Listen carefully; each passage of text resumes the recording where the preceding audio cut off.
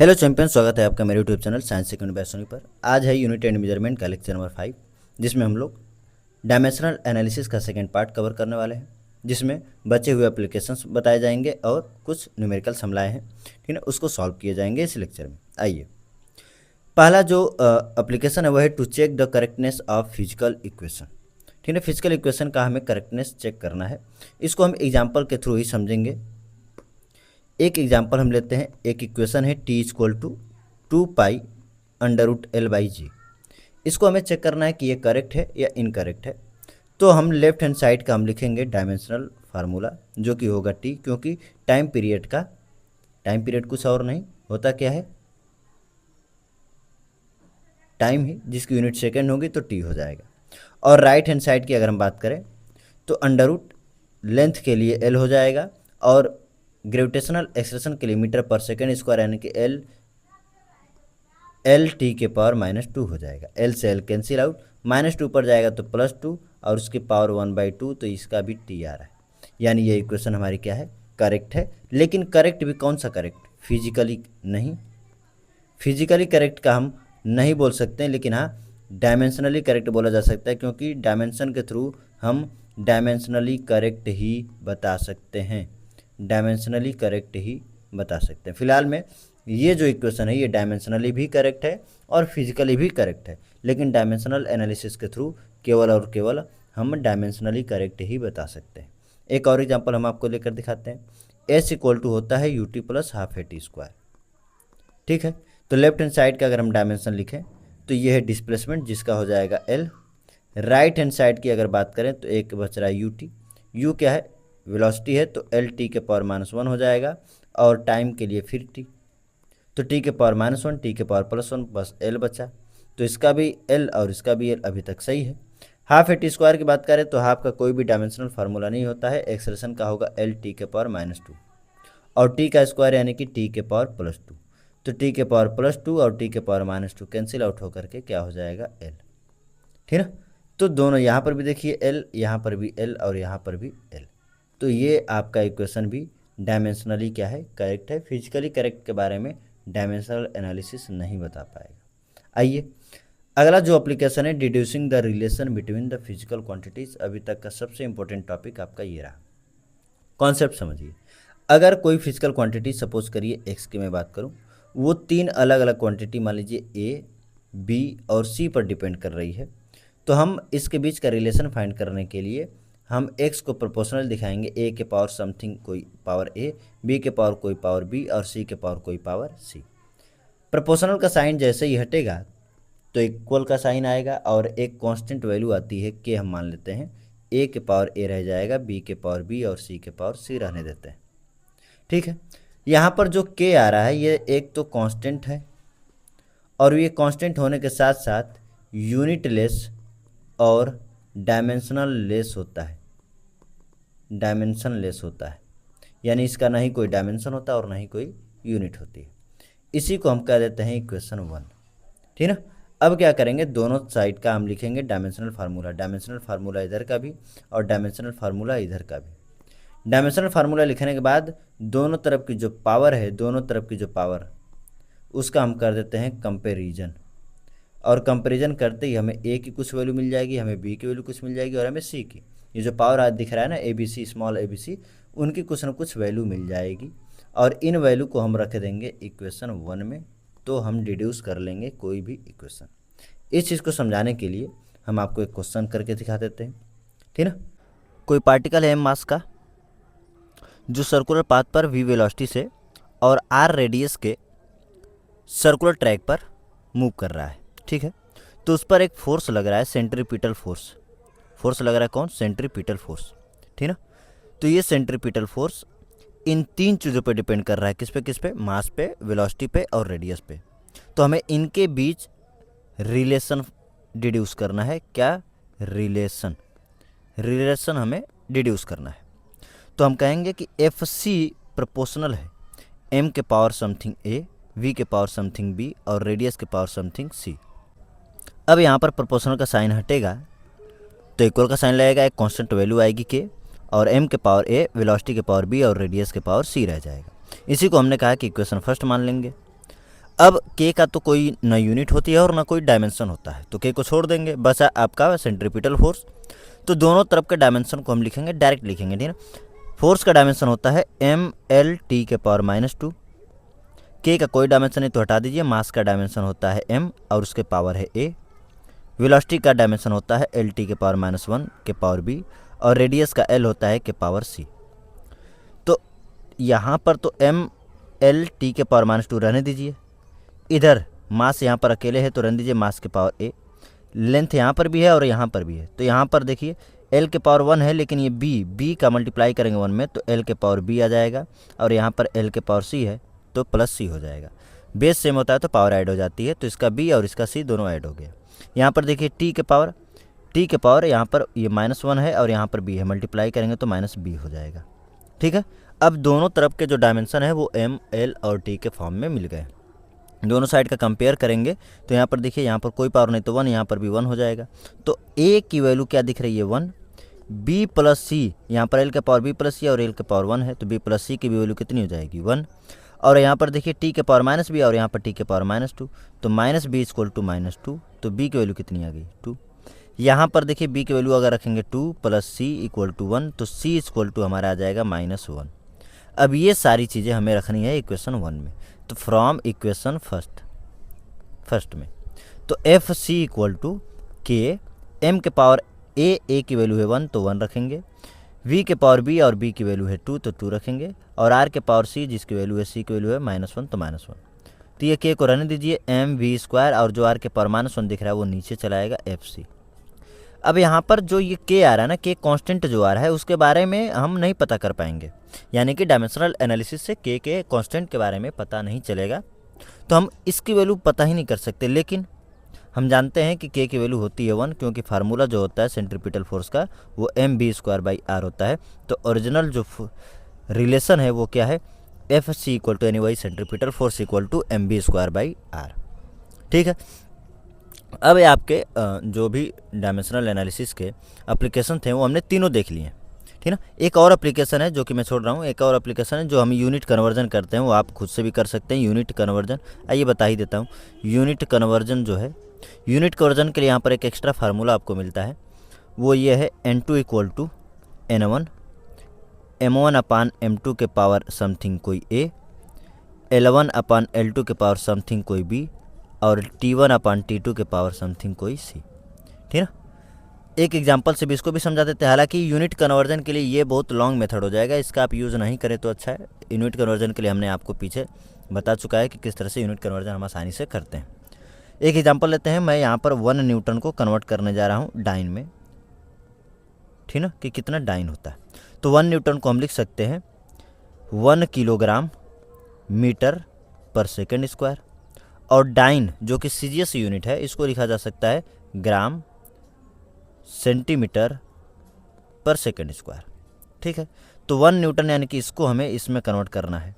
तो देखिए यहाँ पर m1/m2, m1 क्या है, पहले सिस्टम में मास की यूनिट, L1 क्या है, पहले सिस्टम में लेंथ की यूनिट, T1 क्या है, पहले सिस्टम में टाइम की यूनिट। उसी तरह से यहाँ पर m2 क्या है, दूसरे सिस्टम में मास की यूनिट, L2 क्या है, दूसरे सिस्टम में लेंथ की यूनिट, और T2 क्या है, दूसरे सिस्टम में टाइम की यूनिट। n1 क्या है, पहले सिस्टम में जो भी न्यूमेरिकल वैल्यू होगी, पहले सिस्टम की जो भी न्यूमेरिकल वैल्यू होगी। n2 क्या है, दूसरे सिस्टम की न्यूमेरिकल वैल्यू जो कि हमें फाइंड करनी है। तो n2 = n1 की वैल्यू हम देख रहे हैं 1, क्योंकि यहाँ पर न्यूमेरिकल वैल्यू पहले सिस्टम में 1 है। पहले सिस्टम का जो मास का यूनिट है वो क्या है, किलोग्राम, और दूसरे का क्या है, ग्राम, तो नीचे रख देंगे। और पावर a है, तो यहाँ पर देखिए किलोग्राम के पावर 1, ग्राम के भी पावर 1 है तो 1 लिखेंगे। लेंथ की जो पहले सिस्टम में यूनिट है मीटर, और यहाँ पर पहले सिस्टम में सेंटीमीटर, और पावर कितना b, तो यहाँ पर भी देखिए 1 तो 1 रखेंगे। टाइम पहले सिस्टम में भी सेकंड, दूसरे सिस्टम में भी सेकंड, और पावर देखिए -2 है तो c की जगह पे -2 रख लेंगे। अब आपको बदलना किसको किस में है, किलोग्राम को बदलना है ग्राम में, मीटर को बदलना है सेंटीमीटर में, सेकंड तो सेकंड में रह ही जाएगा। तो देखिए किलोग्राम को ग्राम में बदलेंगे, ये 1 को तो रहने दीजिए, किलोग्राम को ग्राम में बदलेंगे तो 1 किलोग्राम = 10⁻³ ग्राम, और नीचे भी है आपका ग्राम। 1 मीटर में 10⁻² सेंटीमीटर, और नीचे भी है सेंटीमीटर। और ये सेकंड से सेकंड कैंसिल, 1 के पावर कुछ भी होगा तो उसकी वैल्यू हो जाएगी 1, तो उसको हम नहीं लिखेंगे तभी हमारा काम चल जाएगा, × 1 ही रहने देते हैं, ठीक है।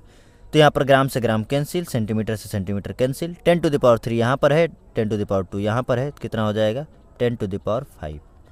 ये आपकी न्यूमेरिकल वैल्यू आ गई दूसरे सिस्टम में, किसकी 1 न्यूटन की।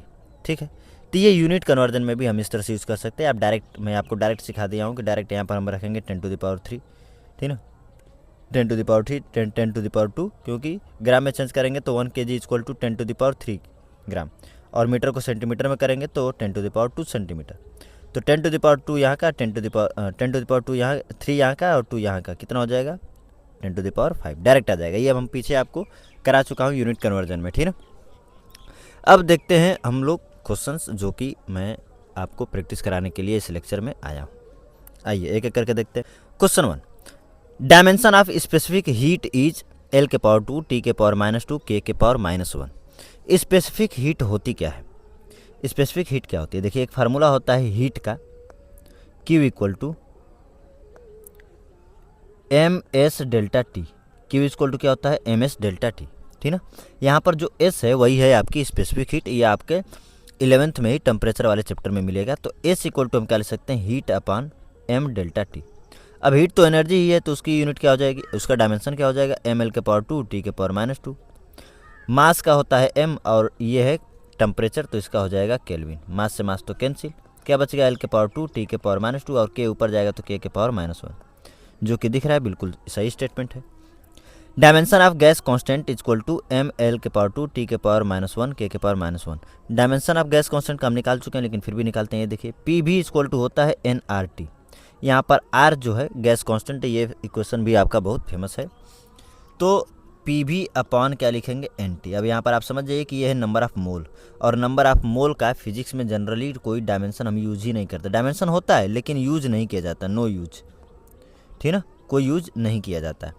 अब Pv क्या है, देखिए Pv जो होता है वो वर्क होता है, और वर्क यानी कि उसका डायमेंशन हो जाएगा ml⁻², T⁻−2, और टेम्परेचर है तो उसका क्या हो जाएगा केल्विन। देखिए लिखते हैं ml⁻², T⁻−2, और K ऊपर जाएगा तो K⁻−1। तो ml⁻², T⁻−1 यहाँ पर दिया और यहाँ पर -2 है, यानी ये स्टेटमेंट आपका हो जाएगा रॉन्ग। ठीक है, आइए नेक्स्ट क्वेश्चन देखते हैं। If ε0 is the permittivity of free space and E is the electric field, then ε0 E² has the dimension. Capacitance नाम का एक चैप्टर पढ़ेंगे आप क्लास 12th में, जहाँ पर एनर्जी डेंसिटी का एक फार्मूला होता है, एनर्जी डेंसिटी, ठीक है। अब एनर्जी डेंसिटी क्या होती है, एनर्जी अपॉन वॉल्यूम, यानी पर यूनिट वॉल्यूम में जो एनर्जी होती है उसी को एनर्जी डेंसिटी कहते हैं, और वो फार्मूला होता है ε0 E², हाफ ε0 E²। ठीक है, तो हमें इसका डायमेंशन अगर लिखना है तो वो किसका डायमेंशन के बराबर होगा, एनर्जी अपॉन वॉल्यूम के। तो एनर्जी का डायमेंशन होगा ml⁻², T⁻−2, और वॉल्यूम का क्या हो जाएगा L⁻3। तो L⁻3 ऊपर जाएगा तो -3 हो जाएगा, और ये +2 है, तो L⁻−1, T⁻−2, ये आपका डायमेंशन रहा ml⁻−1, और ये आपका ऑप्शन नंबर हो गया बी। आइए नेक्स्ट क्वेश्चन देखिए। The dimensional formula of latent heat. देखिए लेटेंट हीट भी आप टेम्परेचर वाले चैप्टर में ही पढ़ेंगे। हीट = होता है ml, ठीक ना, हीट = क्या होता है ml, m जो होता है मास होता है, और L जो होता है ये लेटेंट हीट होती है। तो L = क्या आपको दिख रहा है Q/m। Q क्या है, हीट है, तो ml⁻², T⁻−2, क्योंकि अभी एनर्जी ही होती है, और मास का m, तो m से m कैंसिल, क्या आ रहा है L⁻², T⁻−2, यानी m⁻0 L⁻², T⁻−2, यानी option number 1। Next question.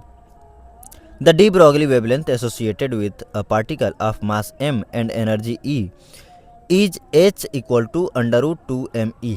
The dimensional formula of Planck constant is. Planck constant, देखिए प्लांक कांस्टेंट को आप मैं डायरेक्ट बता दे रहा हूँ, इसकी यूनिट होती है जूल सेकेंड, ठीक ना, इसकी यूनिट क्या होती है जूल सेकेंड। ये यूनिट आप डायरेक्ट याद रख रहे हैं तब भी ठीक है, क्योंकि आपको एच की वैल्यू तो उसी तरह याद रखनी है। 6.6 × 10⁻34 जूल सेकेंड। ये आपके एटॉमिक स्ट्रक्चर क्लास 11th के एटॉमिक स्ट्रक्चर में भी पढ़ना है, और आप 12th के मॉडर्न फिजिक्स में भी पढ़ेंगे, तो इसकी यूनिट आप अगर याद रखेंगे तो अच्छी बात है। जूल सेकेंड यहाँ से भी निकाली जा सकती है, कोई वो नहीं है, ठीक है, लेकिन यहाँ से तुरंत हो जाएगा। जूल का होता है ml⁻², T⁻−2, और सेकेंड के लिए T⁻+1 आ जाएगा एक्स्ट्रा, तो ml⁻², T⁻−2, और यहाँ से बचेगा T⁻−1, ठीक ना। तो क्या दिख रहा है आपका ml⁻², अच्छा एक मिनट, यहाँ पर बचेगा T⁻−1, तो ये कौन सा ऑप्शन है ml⁻², T⁻−1, option number C. आइए नेक्स्ट क्वेश्चन देखिए। The dimensional formula of angular impulse is. Angular impulse, angular impulse क्या होता है? एंगुलर मोमेंटम ही होता है। जो एंगुलर इम्पल्स है वो कुछ और नहीं, एंगुलर इम्पल्स और एंगुलर मोमेंटम दोनों सेम चीज़ होती हैं। अब एंगुलर मोमेंटम के बारे में आप केमिस्ट्री में ही पढ़े होंगे एटॉमिक स्ट्रक्चर में। एंगुलर मोमेंटम एल से डिनोट करते हैं और होता क्या है? M V R. तो एम के लिए एम होगा, वी के लिए एल टी के पावर -1 होगा और रेडियस है तो एल होगा। तो क्या आ रहा है? एम एल के पावर 2 टी के पावर -1, एम एल के पावर 2 टी के पावर -1, ठीक ना। कौन सा ऑप्शन है? Option number A. Next question देखिए, Planck constant and angular momentum have same dimension. अभी हम पीछे सॉल्व करके आ रहे हैं, ये देख लेते हैं। प्लैंक कांस्टेंट का एम एल के पावर 2 और टी के पावर -1 है और एंगुलर मोमेंटम का एम एल के पावर 2 टी के पावर -1 है, यानी कि ये बिल्कुल करेक्ट है। Linear momentum end moment of force have same dimension. Linear momentum जो होता है वो पी से डिनोट करते हैं, एम भी होता है।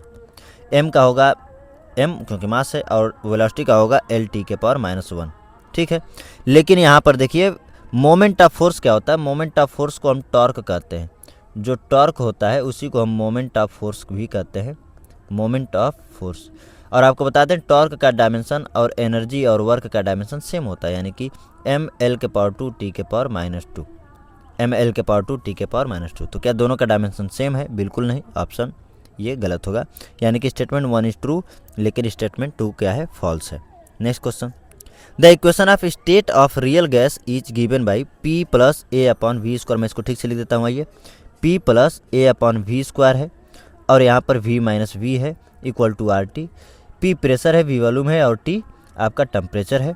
आर आपका यूनिवर्सल गैस कांस्टेंट है। डायमेंशन हमें निकालना है ए अपॉन बी स्क्वायर का, ए अपॉन बी स्क्वायर का। तो देखिए जब भी दो फिजिकल क्वांटिटी ऐड की जाती हैं या सब्ट्रैक्ट की जाती हैं तो उनके डायमेंशन क्या होते हैं? इक्वल होते हैं। यानी यहाँ पर आपका पी का डायमेंशन और ए अपॉन बी स्क्वायर का डायमेंशन, ए अपॉन बी स्क्वायर और पी का डायमेंशन क्या होगा? सेम होगा, ठीक ना। तो मैं डायरेक्ट सॉल्व करता हूँ। पी आपका प्रेशर होता है और प्रेशर इक्वल टू होता है एफ बाई ए, ठीक ना, फोर्स अपॉन एरिया। तो फोर्स का होता है एम एल के पावर टी के पावर -2 और एरिया का होता है एल के पावर 2, ठीक ना। तो इसको क्या लिखेंगे? एम एल के पावर -1 टी के पावर -2। ये एल के पावर 2 ऊपर जाएगा तो -2 हो जाएगा और टी के पावर -2 आपका पहले से ही है। तो प्रेशर का डायमेंशन हम यहाँ पर लिख सकते हैं एम एल के पावर -2 टी के पावर -2, सॉरी एम एल के पावर -1 टी के पावर -2। ए का निकालना है, वी स्क्वायर वॉल्यूम है तो वॉल्यूम का एल के पावर क्यूब होता है और उसका स्क्वायर करेंगे तो मल्टीप्लाई हो जाएगा पावर का, यानी एल के पावर 6 इधर आएगा तो मल्टीप्लाई होगा, इधर आएगा तो मल्टीप्लाई होगा। तो एम एल के पावर -1 एल के पावर 6 टी के पावर -2। तो ए का डायमेंशन हमें मिल गया एम एल के पावर 5 टी के पावर -2, ये ए का मिल गया। लेकिन हमें चाहिए ए अपॉन बी स्क्वायर का, तो वी का भी निकालेंगे। तो जो वॉल्यूम का होगा वही बी का होगा। तो बी का जो डायमेंशन होगा वो एल के पावर क्यूब होगा, ठीक ना। तो अब इसको सॉल्व कैसे करें? ए अपॉन बी स्क्वायर करके, यानी कि ए का तो आपका है एम एल के पावर 5 टी के पावर -2 अपॉन बी स्क्वायर यानी कि एल के पावर 6, ये एल के पावर 6 ऊपर जाएगा तो एम एल के पावर -1 टी के पावर -2, जो कि प्रेशर के डायमेंशन के बराबर ही है, ठीक ना। तो यहाँ पर ऑप्शन आपका डी है भी, प्रेशर के डायमेंशन के बराबर, ठीक है। आइए नेक्स्ट क्वेश्चन देखिए, coefficient of viscosity, surface tension, angular momentum, rotational kinetic energy आपको यहाँ पर मिलाना है, ठीक ना। तो हम नीचे से ही आते हैं, रोटेशनल काइनेटिक एनर्जी पर आते हैं। रोटेशनल काइनेटिक एनर्जी है तो एनर्जी ही, तो है एनर्जी ही, तो इसका डायमेंशन क्या होगा? एम एल के पावर 2 टी के पावर -2, यानी कि डी का आपका पहला ऑप्शन हो जाएगा, ठीक है। एंगुलर मोमेंटम का भी हमने निकाला एम वी आर से, फिर से निकाल लेते हैं। ये एम, ये एल के टी के पावर -1 और आर का फिर एक एल आएगा, तो यानी कि एम एल के पावर 2 टी के पावर -1, एम एल के पावर 2 टी के पावर -1, यानी कि सी का आपका दूसरा वाला ऑप्शन होगा। सरफेस टेंशन जो होता है वो होता है फोर्स अपॉन लेंथ। तो फोर्स का होता है एम एल टी के पावर -2 और ये एल, तो एक एल से एल कैंसिल, यानी एम टी के पावर -2 हो जाएगा। तो एम टी के पावर -2 यानी कि चौथा ये रहा, तो बच गया आपका ये कौन सा? तीसरा वाला ऑप्शन, ठीक है। Coefficient of viscosity M L के पावर -1 टी के पावर -1। आइए नेक्स्ट क्वेश्चन देखते हैं। If mass is written as M equal to K C के पावर पी जी के पावर -12 एच के power 1/2, then the value of P will be, P की वैल्यू हमें बतानी है। देखिए यहाँ पर जब भी इक्वेशन दी जाएगी तो दोनों साइड का जो डायमेंशन होगा वो इक्वल होगा। तो मास का डायमेंशन तो मास ही होता है, लेकिन यहाँ पर देखिए इसमें हम जब सॉल्व करेंगे तो लेंथ भी आएगी, टाइम भी आएगा। तो हम लेंथ भी दिखा देते हैं, टाइम भी दिखा देते हैं, लेकिन के पावर कितना हो जाएगा? 0 और उसके पावर हो जाएगा 1, ठीक है। के का कोई डायमेंशन होता नहीं, क्योंकि के यहाँ पर बोल रहा है कि डायमेंशनलेस कांस्टेंट है, हटा दीजिए। यहाँ पर सी जो है, सी आपका ओरिजिनल मीनिंग बोल रहा है ना, देयर इज यूजुअल मीनिंग है, तो सी आपका speed of light in vacuum होता है, यानी कि एल टी के पावर -1 होगा और के पावर कितना पी। इसी तरह से जी आपका ग्रेविटेशनल कांस्टेंट होता है, जिसकी यूनिट हम निकालेंगे तो कैसे निकलेगा, अब जानते हैं एफ इक्वल टू होता है जी m1m2/r²।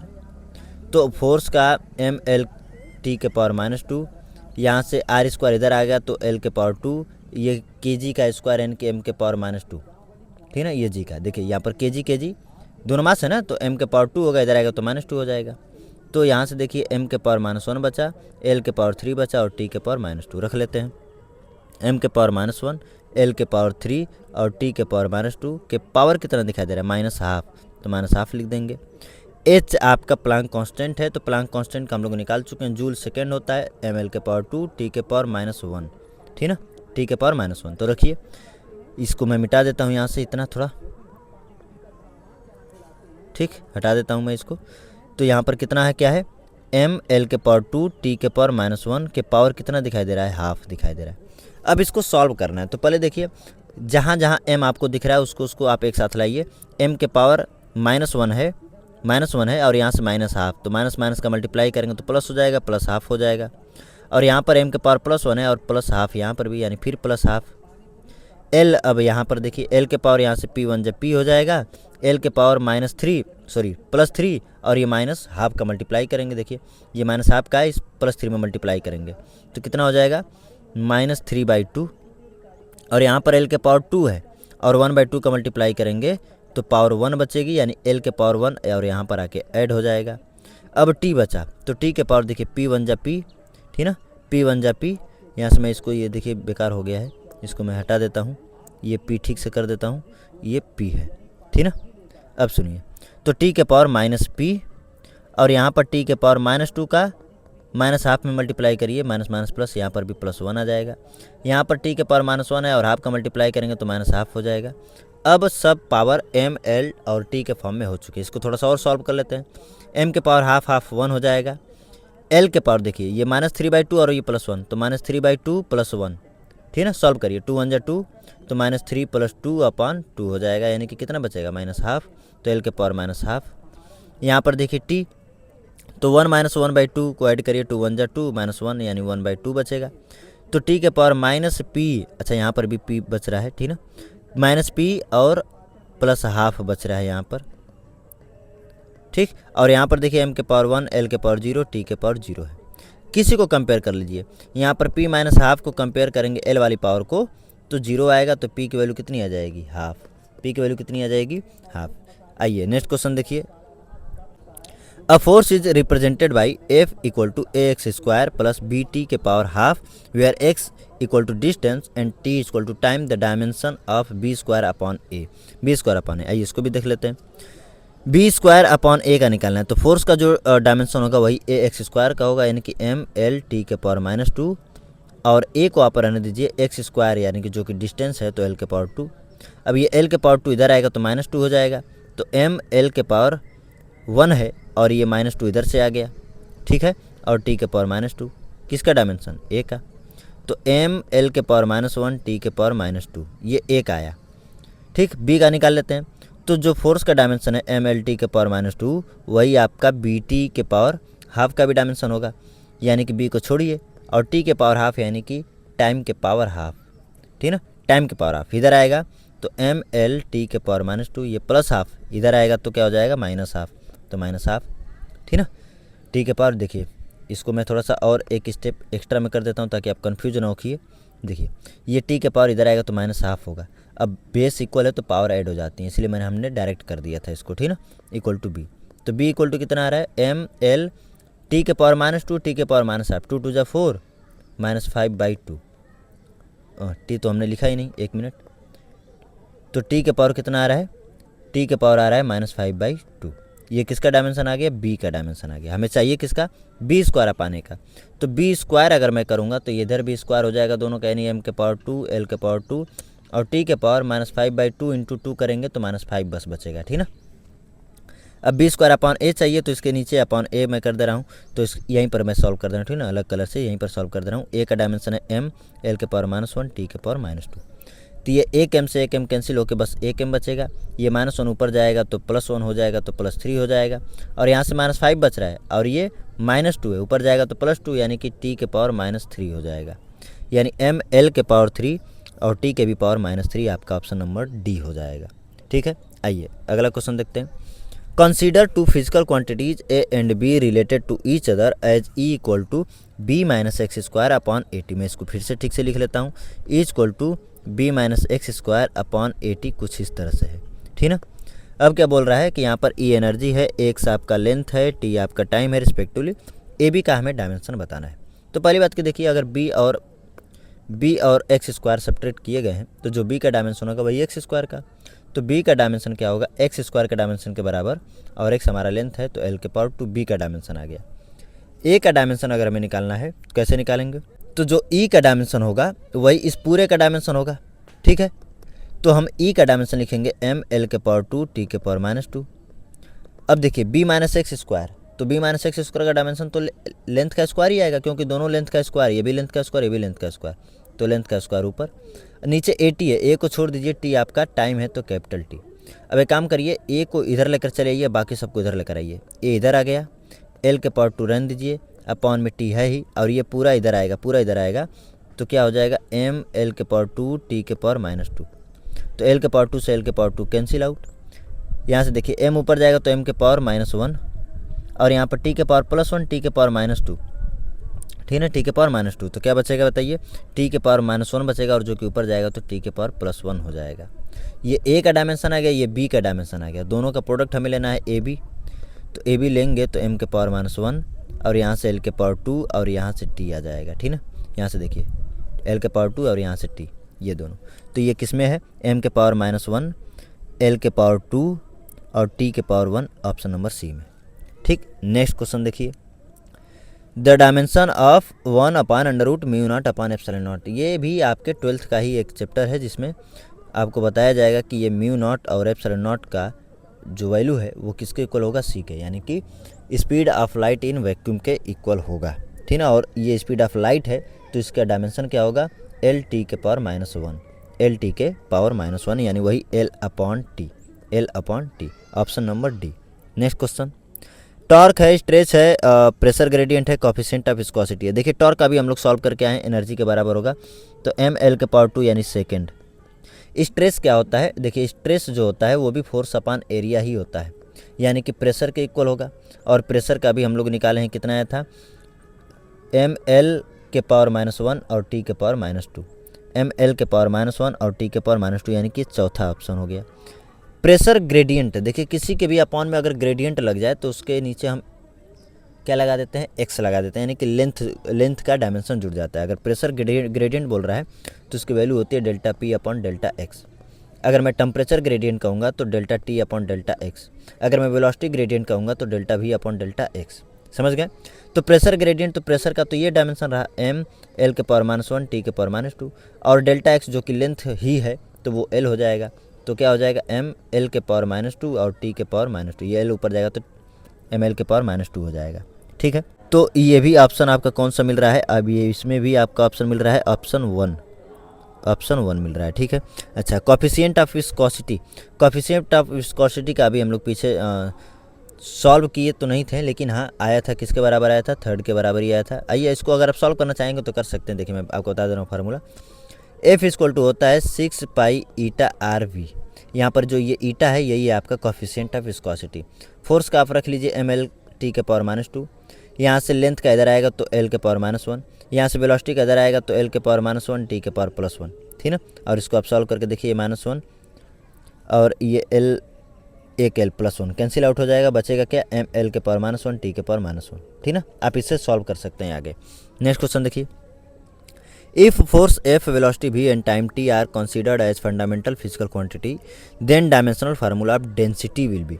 डेंसिटी, तो डेंसिटी का जो है हमें इसके फॉर्म में दिखाना है। डायमेंशनल फार्मूला दिखाना है तो हम प्रोपोर्शनल नहीं दिखाएंगे, डायरेक्ट डायमेंशनल फार्मूला लिख सकते हैं। हम मान लेते हैं एफ के पावर ए, वेलोसिटी के पावर समथिंग बी और टाइम के पावर समथिंग सी। अब करना क्या है, वही काम, दोनों साइड के डायमेंशन को आपको इक्वल करना है। दोनों साइड के डायमेंशन को आप क्या करिए, इक्वल कर दीजिए। तो डेंसिटी जो होती है वो ml⁻³ होती है, किलोग्राम पर मीटर क्यूब, ठीक ना। फोर्स का डायमेंशन mLT⁻², होता है और होल पावर a है तो a लिख देंगे। वेलोसिटी LT⁻⁻1 होती है, होल पावर b a लिख देंगे। टाइम का जो है टाइम में होता है यानी t ये होता है तो c। अब देखिए m और l सबकी पावर को आप इकट्ठा कर लीजिए। m के पावर a यहाँ पर 1 है तो a आएगा। l के पावर देखिए यहाँ से दिखेगा a, ठीक है ना। यहाँ से देखिए ये a जो है ना इन सब का पावर में, इन सब के पावर में मल्टीप्लाई होगा, ठीक ना। तो l के पावर भी a और यहाँ से l के पावर b और यहाँ पर l है नहीं, बस यही रहा t। तो t के पावर देखिए a का -2 में तो -2 है, यहाँ से b का -1 में तो -b और यहाँ का t के पावर c है तो +c। कंपेयर करिए तो a m के पावर a है और यहाँ m के पावर 1 है तो a की वैल्यू 1 आ गई। l के पावर a + b और यहाँ पर l के पावर है -3 लिख देते हैं। और t के पावर -2a -b + c और यहाँ t का कोई टर्म नहीं है तो t के पावर 0 होगा तो इक्वल टू क्या लिख देंगे, 0। अच्छा a की वैल्यू 1 है, यहाँ पर रखिए 1 + b = -3 तो b = -3 और ये 1 इधर आएगा तो -1 यानी हो जाएगा -4, ठीक है। यहाँ पर सारी वैल्यू रखिए, a की वैल्यू 1 यानी -2 × 1, माइनस b की वैल्यू रखिए -4 और c की वैल्यू हमें निकालनी है। तो ये माइनस माइनस प्लस हो जाएगा यानी -2 + 4 + c = 0। तो c की वैल्यू यहाँ से बचेगी 2, उधर जाएगा तो -2, ठीक ना। तो a की वैल्यू 1, b की वैल्यू -4, a की वैल्यू 1, b की वैल्यू -4 और t की वैल्यू -2। यहाँ पर ये आपका ऑप्शन नंबर डी रहा, ठीक है। आइए नेक्स्ट क्वेश्चन देखते हैं। स्प्रिंग कांस्टेंट, देखिए स्प्रिंग कांस्टेंट आ गया F = होता है kx, ठीक है। तो k का डायमेंशन लिखेंगे तो F/x के बराबर होगा, ये आप 11th में ही पढ़ेंगे। फोर्स क्या होता है mLT⁻² और x का l होता है, l से l कैंसिल यानी mt⁻², यानी कि यहाँ पर ऑप्शन नंबर सेकंड मिलेगा। एंगुलर स्पीड क्या होती है, देखिए एंगुलर स्पीड इक्वल टू देखिए v = होता है r⍵, ये आप सर्कुलर मोशन में पढ़ेंगे। ये आपकी ये आपकी लीनियर स्पीड है या लीनियर वेलोसिटी कह सकते हैं और इसको एंगुलर स्पीड या एंगुलर वेलोसिटी भी कहा जाता है। तो ओमेगा का अगर हम डायमेंशन लिखेंगे तो यहाँ पर देखिए वेलोसिटी का होता है LT⁻1 और यहाँ से लेंथ का टर्म आ रहा है, इधर आएगा तो -1 तो ये l के पावर +1, ये -1 क्या बचेगा t के पावर -1, ठीक ना। यानी ये आपका मिल रहा है ऑप्शन 1 से। एंगुलर मोमेंटम का हम निकाल चुके हैं, mvr आ रहा था तो mLT⁻1 और यहाँ से एक और l हो जाएगा तो m, ये आपका चौथा ऑप्शन मिल रहा है। मोमेंट ऑफ इनर्शिया जो होता है देखिए I = होता है mr² यानी कि ml⁻², ठीक ना। ये मास है तो m और ये लेंथ है तो लेंथ रहेगा, यानी कि ये आपका कौन सा ऑप्शन है, ऑप्शन नंबर 3, ठीक ना। नेक्स्ट क्वेश्चन देखिए, in the equation x + a/y², देखिए मैं लिख रहा हूँ इसको x + a/y², कुछ इस तरह से, और y - b इस तरह से, equal to RT। x is pressure, y is volume. x हमारा प्रेशर है, y वॉल्यूम है, r यूनिवर्सल गैस कांस्टेंट है, t टेम्परेचर है। The physical quantity equivalent a/b, a/b वही जो हम लोग पीछे b² a²/b शायद फाइंड किए थे या b²/a फाइंड किए थे, एकदम सेम वैसा ही क्वेश्चन है। ये प्रेशर है तो हमें a का जो है डायमेंशन निकालना है, तो कैसे निकालेंगे। प्रेशर का क्या रहा था mL⁻1 t के पावर -2 और ये वॉल्यूम है, y वॉल्यूम है तो l के पावर 6 इधर आ जा रहा था, देखिए l का क्यूब और उसका स्क्वायर करेंगे l का 6 इधर हो जाएगा। a का डायरेक्ट डायमेंशन ये सॉल्व कर चुका मैं पीछे, इसलिए डायरेक्ट कर रहा हूँ। तो a का डायमेंशन आ गया mL⁻5 t के पावर -2 और b का तो वही आएगा जो वॉल्यूम का आएगा l के पावर क्यूब और दोनों का यानी a/b चाहिए तो mL⁻5 t के पावर -2 और यहाँ पर l के पावर क्यूब यानी mL के पावर 2 बचेगा और t के पावर -2 बचेगा, यानी किसके बराबर आ रहा है, एनर्जी के बराबर आ रहा है। नेक्स्ट क्वेश्चन देखिए, the speed of a wave produced in water is given by v = lambda के पावर a, g के पावर b, रो के power c, where lambda, g and rho are wavelength of wave, acceleration due to gravity and density of water respectively, the value of a, b, c respectively. v है तो velocity होगा LT के power -1, lambda wavelength है तो metre ही होता है उसका तो l होगा l के पावर a और ग्रेविटेशनल एक्सेलरेशन है ये तो LT के पावर -2 के पावर b और रो डेंसिटी है तो mL के पावर -3 के पावर c। मास देखिए सबकी पावर इकट्ठा कर रहे हैं तो मास के पावर यहाँ पर c दिखाई दे रहा है, लेंथ के पावर यहाँ से a, यहाँ से +b और यहाँ से -3c, टाइम के पावर -2b दिखाई दे रहा है, ठीक ना। कंपेयर करिए, यहाँ पर मास का कोई टर्म है नहीं तो 0 यानी c की वैल्यू हो जाएगी 0। लेंथ का टर्म है a + b -3c equal to, यहाँ पर लेंथ का पावर 1 दिख रहा है तो 1 लिख देंगे। c की वैल्यू 0 यहाँ पर रख भी लीजिए। आइए तो a प्लस बी और c की वैल्यू 0 है तो इक्वल टू 1 बस बचेगा। यहाँ से देखिए t के पावर -2 भी है और इधर आपको दिखा रहा है t के पावर -1, तो b की वैल्यू हो जाएगी 1/2। यहाँ पर रखिए a और b की वैल्यू 1/2, ये रहा 1, ये हाफ उधर जाएगा तो माइनस हो जाएगा, यानी 1 - 1/2 यानी कि हाफ बचेगा। ठीक ना, तो a की वैल्यू भी आपकी आ गई हाफ और b की वैल्यू भी हाफ और c की वैल्यू 0, यानी option number D. Next question देखिए, if the velocity of light c, universal gravitational constant g, Planck constant h are chosen as fundamental quantity, the dimension of mass in the new system is. ठीक है, यानी मास का हमें dimension बताना है, किसके form में, c के पावर a मान लेता हूँ, ग्रेविटेशनल कांस्टेंट के पावर b मान लेता हूँ और प्लैंक कांस्टेंट h के पावर c मान लेता हूँ। तो क्या करना क्या है, दोनों तरफ के डायमेंशन लिखिए, m के पावर 1, l का टर्म है नहीं 0, t का टर्म है नहीं 0। ठीक है, c स्पीड है तो l t के पावर -1 होगा, के होल पावर आपका a रहा। g का मैं फिर से निकाल लेता हूँ, m l t के पावर -2 और यहाँ से l का स्क्वायर आ रहा था और उधर से m के पावर -1 आ रहा था, तो m के पावर -1, l के पावर 3, t के पावर -2, यही है आपका। रख लेते हैं यहाँ पर m के पावर -1, l के पावर 3, t के पावर -2। पीछे एक क्वेश्चन में मैं इसका डायमेंशन निकालना सिखाया हूँ, ठीक है ना, पिछले लेक्चर में भी सिखाया हूँ, तो आप इसको देख सकते हैं। ठीक, कोई बड़ी बात नहीं है। आइए आगे, प्लैंक कांस्टेंट का जूल सेकंड होता है, तो m l के पावर 2 और t के पावर -1 आ रहा था, के पावर c और यहाँ पर b में छोड़ दिया था। ठीक है, अब करना क्या है, पावरों को इकट्ठा कर लीजिए, m के पावर पर a लिख लेते हैं, यहाँ से b और ये -1 -b आ जाएगा, यहाँ से c और यहाँ पर 1 है तो +c हो जाएगा। l के पावर देखिए, l के पावर यहाँ से a हो जाएगा, l के पावर यहाँ से +3b हो जाएगा और l के पावर यहाँ से +2c हो जाएगा। t के पावर इसी तरह देखिए, t के पावर यहाँ से -a हो जाएगा, t के पावर यहाँ से -2b हो जाएगा और t के पावर यहाँ से -c हो जाएगा। ठीक ना, कंपेयर करेंगे तो -b + c = 1 दिख रहा है, यहाँ से a + 3b + 2c = 0 दिख रहा है और यहाँ से -a - 2b - c = 0 दिख रहा है। ठीक ना, अब इसको हमें सॉल्व करना है। कैसे सॉल्व करेंगे, देखिए ये दो इक्वेशन है जो ABC के फॉर्म में है। ठीक ना, इन्हीं को सॉल्व कर लेते हैं पहले। अगर मैं इनको ऐड कर देता हूँ, ठीक ना, इन दोनों को अगर मैं ऐड कर दूँ तो ये माइनस है और ये प्लस है, कैंसिल हो जाएगा, और ये -2b और ये +3b तो +b बचेगा, ये -c और ये +2c तो +c बचेगा = 0।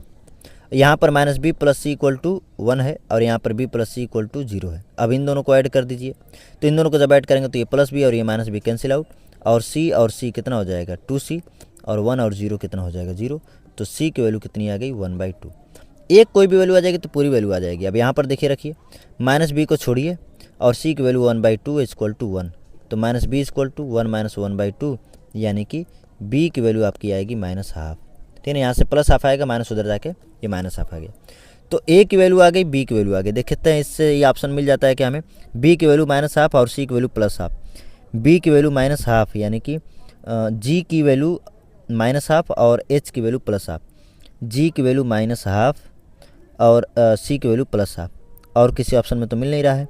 ठीक ना, तो यही आपका ऑप्शन होगा। आप आगे इन दोनों की वैल्यू इसमें रख करके सब सॉल्व कर सकते हैं, यानी आपको a का भी वैल्यू मिल जाएगा। ठीक है, आइए नेक्स्ट क्वेश्चन देखते हैं। Planck constant h, Planck constant का तो हम लोग डायमेंशन निकाल चुके हैं, क्या होता है ml के पावर 2 t के पावर -1। ठीक है, स्टॉपिंग पोटेंशियल क्या होता है, स्टॉपिंग पोटेंशियल जिसको हम लोग V0 से डिनोट करते हैं। ठीक है, और ये आपका आएगा आपके एटॉमिक स्ट्रक्चर में भी इसका यूज है, EV0 = होता है एनर्जी। ठीक है, एनर्जी का ये फार्मूला है, EV0 होता है। ठीक, तो V0 यानी स्टॉपिंग पोटेंशियल का हमें चाहिए, तो एनर्जी अपॉन E यानी कि जो कि चार्ज है, क्या है, इलेक्ट्रॉन का चार्ज, E जो होता है इलेक्ट्रॉन का चार्ज होता है। तो एनर्जी का जो डायमेंशन है ml के पावर 2 t के पावर -2 और चार्ज का होता है AT, तो ये आएगा कितना ml के पावर 2 और ये t के पावर +1 है ना, ऊपर जाएगा तो -1 तो -3 हो जाएगा और a के पावर -1।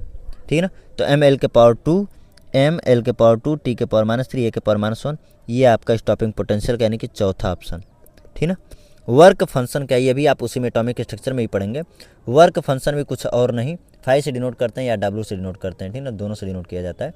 ये भी आपकी एनर्जी ही है, यानी ml के पावर 2 t के पावर -2। कौन सी एनर्जी होती है ये किसी भी मेटल से इलेक्ट्रॉन को निकालने के लिए मिनिमम एनर्जी होती है, वर्क फंक्शन कहते हैं उसको हम लोग। ठीक ना, इसी तरह मोमेंटम है, तो मोमेंटम क्या होता है, मोमेंटम का तो हम जानते हैं mv होता है mlt के पावर -1, mlt के पावर -1 यानी कि आपका ये सेकेंड हो गया, और ये ml के पावर 2 t के पावर -2 ये आपका फर्स्ट हो गया, तो ये आपका सेकेंड हो जाएगा, सेकेंड कर रहा हूँ, थर्ड ये हो जाएगा, ठीक ना। आइए नेक्स्ट क्वेश्चन देखते हैं। द फ्रिक्वेंसी न्यू, ये वी नहीं है, न्यू है, न्यू पर्सन, जब फ्रिक्वेंसी बोलने लगेगा तो न्यू उसको पढ़ने लेंगे। Of an oscillating liquid drop में depend upon radius r of the drop density rho of the liquid and the surface tension s of the liquid h, ये दिया। तो ये क्या है, आपका फ्रीक्वेंसी है न्यू, रेडियस पे डिपेंड कर रहा है, रो पे यानी डेंसिटी पे डिपेंड करता है, और सरफेस टेंशन पे डिपेंड कर रहा है। तो फ्रीक्वेंसी का यूनिट क्या होता है, टाइम के पावर -1, क्योंकि फ्रीक्वेंसी इक्वल टू होता है 1 टाइम पीरियड, ठीक ना। तो टाइम के पावर -1, m का टर्म नहीं है तो m के पावर 0, l का पावर 0, ये डायमेंशन हो गया न्यू का। रेडियस है तो l के पावर a दिख रहा है, रो डेंसिटी है तो m l के पावर -3 के पावर b हम लिखेंगे, और सरफेस टेंशन तो F/L होता है, ठीक ना। तो m l t के पावर -2 और नीचे भी l करेंगे, तो m t के पावर -2 और के पावर कितना दिखाई दे रहा है, c, तो c लिख देंगे, इसको हटा देते हैं हम, ठीक ना। आइए तो पावर को इकट्ठा करिए, m के पावर यहाँ पर दिख रहा है b, यहाँ पर b दिख रहा है, और यहाँ पर c दिख रहा है, तो b + c। l के पावर यहाँ से a दिख रहा है, और यहाँ l के पावर -3 भी दिख रहा है, t एक ही जगह पर है -2c, ठीक है। कंपेयर करिए तो b + c = 0, m के पावर के कंपेयर किया हूँ, और l के पावर a - 3b = भी 0, और -2c = -1 होगा। तो यहाँ से c की वैल्यू आ जाएगी आपकी हाफ, c की वैल्यू आपकी क्या हो जाएगी, हाफ हो जाएगी। यहाँ से रखिए, तो b की वैल्यू अगर मैं चाहिए तो ये इधर जाएगा, तो -c, माइनस रहने दीजिए, और c की वैल्यू हाफ, तो ये हो जाएगा -हाफ। b की वैल्यू आ गई, c की वैल्यू आ गई, a की वैल्यू यहाँ से निकाल सकते हैं, a -3, b की वैल्यू कितनी है, -हाफ = 0, ये माइनस माइनस प्लस हो जाएगा, तो a + 3/2 = 0, तो ये 3/2 उधर जाएगा, तो हो जाएगा -3/2।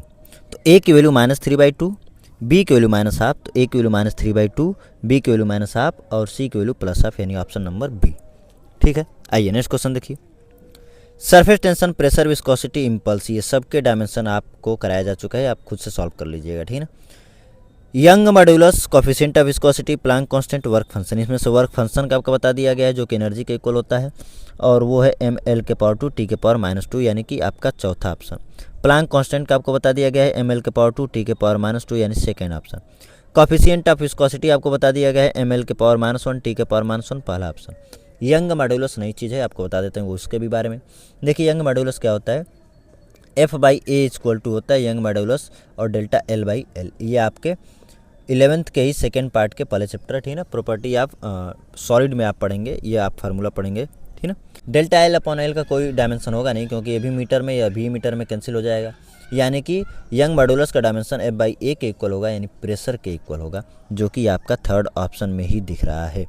Next question, the equation of a circle is given by x² + y² = a², where a is the radius. If the equation is modified to change the origin other than 0,0, then find out the correct dimension of a and b in a new equation, और वो new equation ये दिया है। The dimension of t is given as t के power -1, याद रखिएगा t का dimension t के पावर -1 रखने के लिए बोल रहा है, t मत रख दीजिएगा, ठीक है।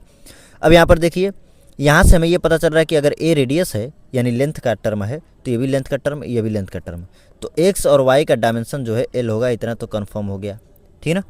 अब देखिए यहाँ पर दोनों को सब्ट्रैक्ट किया गया है, तो x का डायमेंशन l, तो at का भी डायमेंशन उसी के बराबर होगा a, और इंटू t का डायमेंशन होगा t के पावर -1। अब ये t के पावर -1 इधर आएगा, तो lt हो जाएगा, किसका डायमेंशन ये हो गया, a का, ठीक है। यहाँ पर देखिए y लेंथ है, तो हम लेंथ ही रखते हैं यहाँ पर, लेंथ, और t का डायमेंशन कितना हमें रखना है, t के पावर -1, और b/b, देखिए इन दोनों को सब्ट्रैक्ट, मैं स्क्वायर नहीं ले रहा हूँ क्योंकि अंदर का मैं टर्म ले रहा हूँ, ठीक है ना, y - t/b ले रहा हूँ, b का डायमेंशन हमें फाइंड करना, b इधर जाएगा, और l का पावर उधर जाएगा, तो t के पावर -1, l के पावर -1, कौन सा ऑप्शन है, देखिए lt, और दोनों का माइनस, यानी option number C. Next question, torque, energy, अच्छा ये लिस्ट 1 दिया है, टॉर्क दिया है, एनर्जी डेंसिटी दिया है, प्रेशर ग्रेडियंट, इम्पल्स, इन सब के आपको डायमेंशन लिखाया जा चुका है। टॉर्क का होता है ml के पावर 2 t के पावर -2, एनर्जी डेंसिटी का होता है ml के पावर 2 t के पावर -2, और अपन वॉल्यूम का l के पावर 3, यानी ml के पावर -1 t के पावर -2। इसी तरह से प्रेशर ग्रेडियंट का, प्रेशर अपान लेंथ का, तो ml के पावर -1 t के पावर -2, ठीक ना। एम एल टी के पावर -2 और एल का स्क्वायर यही आएगा, और नीचे ग्रेडियंट है ना तो एल आ जाएगा, यानी कि एम एल के पावर -2 टी के पावर -2। और इम्पल्स का आप जानते ही हैं कि इम्पल्स कुछ और नहीं मोमेंटम ही होता है, यानी P equal to momentum impulse होता है, यानी कि एम एल टी के पावर -1। ठीक ना, आप देख लीजिएगा इसमें डायमेंशन मिलेगा तो मिलेगा, नहीं तो यही डायमेंशन है। आप इनसे यूनिटी भी देख सकते हैं। एम के लिए मास रख लीजिएगा, लेंथ के लिए आप मीटर रख लीजिएगा, और टी के लिए सेकंड रख लीजिएगा, ऑप्शन आपका मिल जाएगा। ठीक है, आइए नेक्स्ट क्वेश्चन देखते हैं। Angular momentum, torque, stress, pressure gradient, ये भी आप कर सकते हैं। ठीक है, खुद से कर लीजिएगा। नेक्स्ट क्वेश्चन देखिए, if momentum P, area A and time T, momentum P दिया है as taken as fundamental quantity, then the dimension formula of coefficient of viscosity. Coefficient of viscosity को हम लोग ईटा से डिनोट कर रहे थे। P के पावर मैं मान लेता हूँ A, एरिया के पावर B मान लेता हूँ, और टाइम के पावर C मान लेता हूँ। अभी तक आपको ईटा का डायमेंशन तो याद ही हो गया होगा, एम एल के पावर -1 टी के पावर -1 होता है। मोमेंटम का कितना होता है, एम एल टी के पावर -1 होता है, कि होल पावर हम कितना लेंगे A, एरिया का एल का स्क्वायर होता है, होल पावर हम लेंगे B, और टाइम जो है तो T होता है, होल पावर हम लेंगे C। पावर इकट्ठा करिए, M के पावर यहाँ पर दिख रहा है A, L के पावर यहाँ से A दिख रहा है, और यहाँ से आपका 2B दिख रहा है। ठीक ना, और T के पावर देखिए -A, और यहाँ से +C। कंपेयर करिए, M के पावर A और यहाँ पर M के पावर 1, यानी A की वैल्यू 1 आ गई। A + 2B की वैल्यू यहाँ से देखिए -1 है, और -A + C की वैल्यू -1 है। यहाँ से देखिए एक वैल्यू यहाँ से उठाइए, एक वैल्यू यहाँ पर रखिए, तो -1 + C = -1, ये -1 कैंसिल, तो C की वैल्यू हमारी आ गई 0। यहाँ पर एक वैल्यू रखिए, तो 1 + 2B = -1, तो इस यहाँ पर करते हैं, देखिए ये +1 को उधर लेकर जाएंगे, तो ये 2B = -1 यानी कि -2 हो जाएगा। 2B = -2, तो B की वैल्यू आ जाएगी -1। ठीक ना, सबकी यूनिट आ गई, A की वैल्यू 1 आ गई, सबका वैल्यू आ गया, A की वैल्यू 1 आ गई, B की वैल्यू -1 आ गई, और C की वैल्यू 0 आ गई।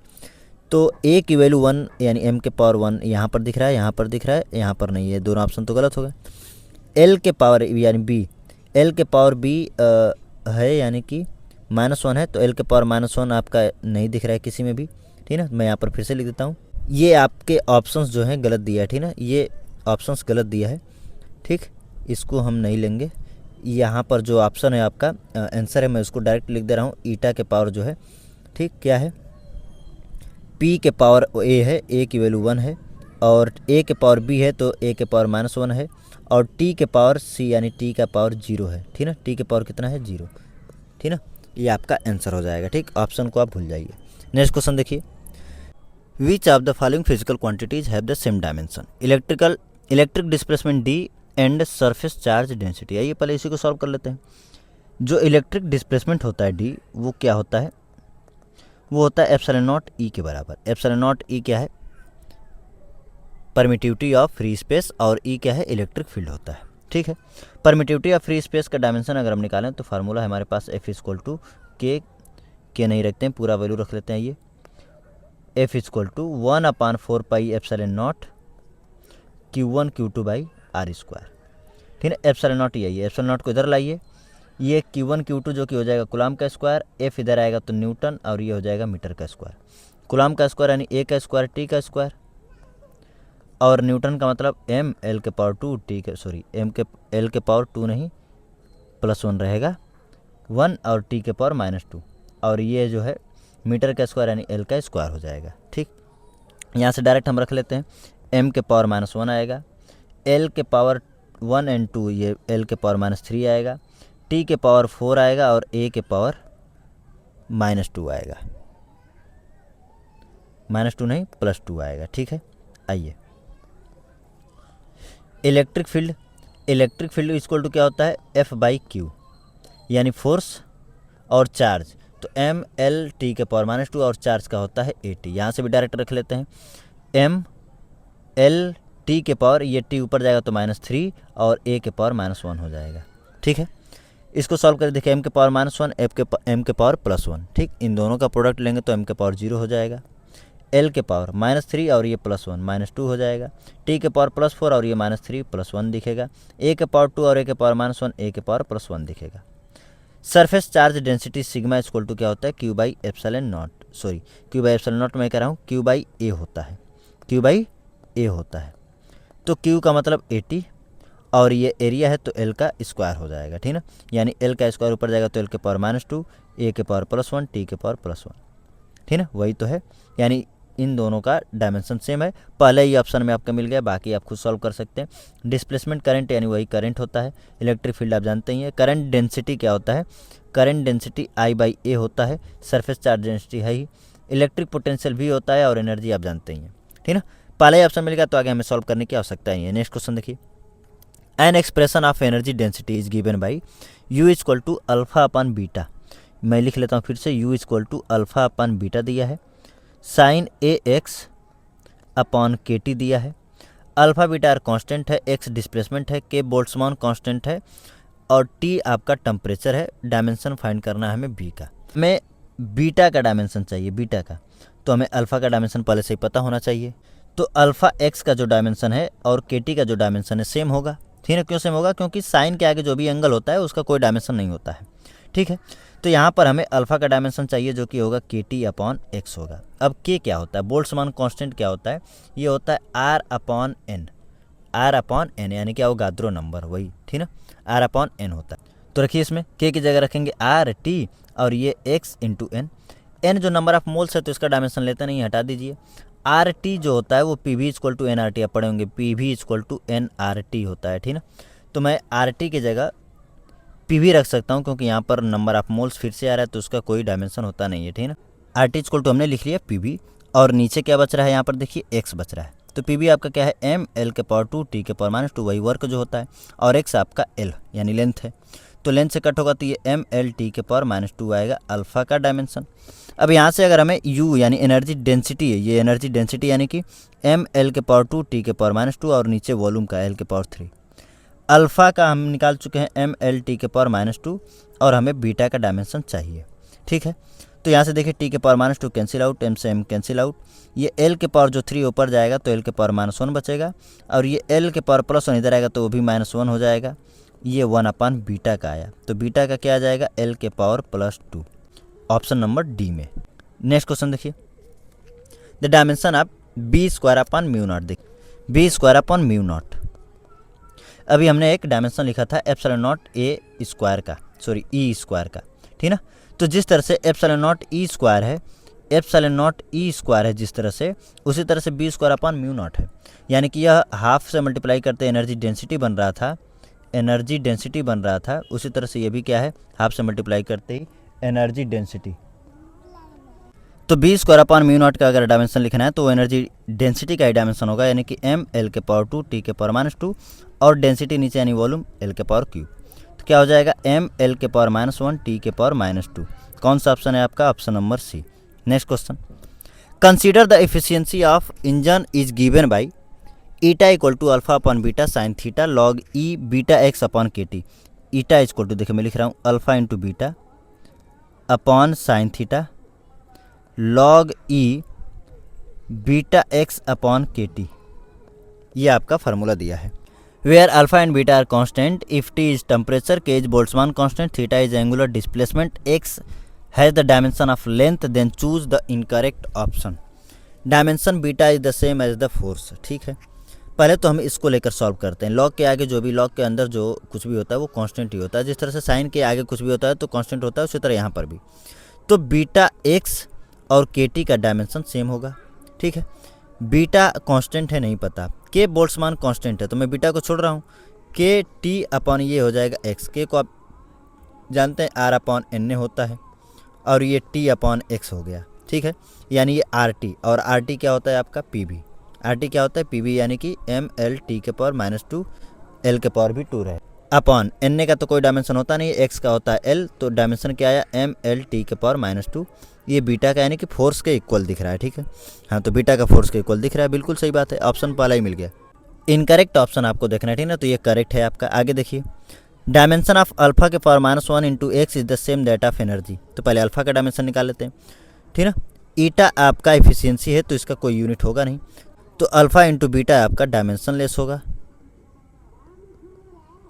तो अल्फ़ा का डायमेंशन अगर हमें निकालना है तो 1/बीटा का डायमेंशन निकालना होगा। 1/बीटा का मतलब m के पावर -1 l के पावर -1 t के पावर +2 हो जाएगा। ठीक है, बोल रहा है अल्फ़ा के पावर -1 इंटू एक्स, तो अल्फ़ा के पावर -1 अगर हम करेंगे तो अल्फ़ा के पावर -1 भी लिख लेते हैं। आइए, m के पावर +1 l के पावर +1 t के पावर -2, ये अल्फ़ा के पावर -1 हो गया। और अल्फ़ा के पावर -1 इंटू एक्स करना है तो x यानी लेंथ का मल्टीप्लाई करिए तो m l के पावर 2 t के पावर -2, बिल्कुल सही बात है, ये भी एनर्जी का डायमेंशन के बराबर है। आगे देखिए, डायमेंशन ऑफ ईटा के पावर -1 इंटू थीटा, ईटा के पावर -1 इंटू साइन थीटा दिया है। ठीक ना, तो ईटा डायमेंशन लेस है तो ईटा के पावर -1 भी डायमेंशन लेस होगा और साइन थीटा भी डायमेंशन लेस है। ठीक, तो ईटा के पावर -1 और साइन थीटा भी डायमेंशन लेस है। और अल्फ़ा इंटू बीटा ये इधर जाएगा। ठीक ना, तो अल्फ़ा इंटू बीटा भी डायमेंशन लेस है। ठीक, बिल्कुल बोल रहा है कि same that of alpha into beta, बिल्कुल सही। ये आपका ऑप्शन हो जाएगा गलत, क्योंकि अल्फ़ा और बीटा का सेम डायमेंशन नहीं है। ठीक ना, यही आपका ऑप्शन होगा D. Next question, given value और two statement, one is labelled assertion. अच्छा, असर्शन रीजन है, time period of oscillation of a liquid drop depends on surface tension S if density of the liquid is rho and radius of the drop is R. तो T का formula दिया है, इसको हम लिख लेते हैं फिर से। T equal to k rho R का क्यूब और एस के पावर है 3/2। ठीक है, इज डायमेंशनली करेक्ट वेयर के इज डायमेंशनलेस, के डायमेंशनलेस है और इसको डायमेंशनली करेक्ट है ये बोल रहा है। ठीक है, चेक कर लेते हैं। तो ये टाइम पीरियड है तो इसका डायमेंशन टी होगा, इधर का भी डायमेंशन टी आना चाहिए। रो का होता है m l के पावर -3, रेडियस का क्यूब है यानी l के पावर क्यूब, और सरफेस टेंशन F/L होता है, तो F यानी m l t के पावर -2 और l का l से l कैंसिल हो जाएगा। तो बचा क्या, m t के पावर -2 और उस पर भी 3/2 पावर है, तो m t के पावर -2 के पावर 3/2। ठीक है, ये आपका रूट में है। इसको सॉल्व करते हैं, ये +3 ये -3 कैंसिल, m के पावर 1 है, m के पावर ये 3/2 और l के पावर -2 है ना, तो t के पावर आपका -3 आ जाएगा। ठीक ना, तो ये m के पावर 3/2 ऊपर जाएगा तो m के पावर -3/2 यानी बचेगा आपका m के पावर -12, t के पावर -3 है तो ऊपर बचेगा t के पावर क्यूब, जो कि दोनों का डायमेंशन सेम नहीं है। ठीक, यानी कि ए फॉल्स है आपका और यहाँ पर एक ही ऑप्शन है ए फॉल्स का। आर इज ट्रू, देख लेते हैं। Using dimensional analysis we get R H S have different dimension that of time period, बिल्कुल सही। तो आर आपका ट्रू है और असर्शन आपका फॉल्स है। Identify the pair of physical quantity which have different dimension, different dimension वाले physical quantity को आपको दिखाना है। Wave number and Rydberg constant, stress and coefficient of elasticity, coercivity and magnetisation, specific heat capacity and latent heat. Specific heat capacity and latent heat, यहाँ पर ये देख लीजिए एम एस डेल्टा टी होता है क्यू इक्वल टू, और Q equal to होता है एम एल, तो यहाँ से H equal to Q upon M delta T हो जाएगा और यहाँ से L equal to Q upon M हो जाएगा। तो क्या ये दोनों का डायमेंशन सेम होगा? बिल्कुल नहीं, यही ऑप्शन आपका सही है। कोर्सिविटी और मैग्नेटाइजेशन का सेम होता है, वेव नंबर और रीडबर्ग कांस्टेंट का भी सेम होगा, stress and coefficient of elasticity का भी सेम ही होता है। नेक्स्ट क्वेश्चन देखिए, identify the pair of physical quantities that have the same dimension. Velocity gradient आपको बताया गया था, वेलोसिटी ग्रेडियंट क्या होता है? Delta we by delta x, ये आपका वेलोसिटी ग्रेडियंट होता है, यानी कि एल टी के पावर -1 और नीचे भी एल यानी टी के पावर -1। ठीक है, डी के जो कांस्टेंट होता है वो लेमडा होता है और उसकी भी यूनिट टी के पावर -1 ही होती है। Wien's constant and Stefan constant, ये दोनों अलग अलग क्वांटिटी हैं, नहीं सेम होगा। एंगुलर फ्रीक्वेंसी और एंगुलर मोमेंटम, ये भी दोनों अलग अलग फिजिकल क्वांटिटी है, सेम नहीं होगा। वेव नंबर और अवोगाद्रो नंबर, यह भी अलग अलग क्वांटिटी है, इनका भी सेम नहीं होगा। Next question, an expression for a dimensionless quantity P is, ये क्वेश्चन हमको लग रहा है ये पीछे हो चुका है क्वेश्चन आपका, ठीक है, ये ऑलरेडी डन है, ये ऑलरेडी डन है, ये पीछे हो चुका है क्वेश्चन। ठीक, नेक्स्ट क्वेश्चन देखिए, अ dimension of mutual inductance is, तो एनर्जी का फार्मूला देखिए, U इक्वल टू होता है हाफ LI², ठीक ना। ये L म्यूचुअल इंडक्टेंस नहीं है, सेल्फ इंडक्टेंस है, लेकिन जो यूनिट L की होती है वही यूनिट M की होती है, ठीक ना। M तब यूनिट अगर सेम होगा तो डायमेंशन भी क्या होगा? दोनों का सेम होगा। तो यहाँ से हम L का निकाल लेते हैं तो आपका M का भी निकल जाएगा। तो U आपका एनर्जी है M L के पावर 2 T के पावर -2 और ये है एम्पियर का स्क्वायर जो कि इधर आएगा तो A के पावर -2, यानी M L के पावर 2 T के पावर -2 और A के पावर -2, ये आपका ऑप्शन नंबर सी है।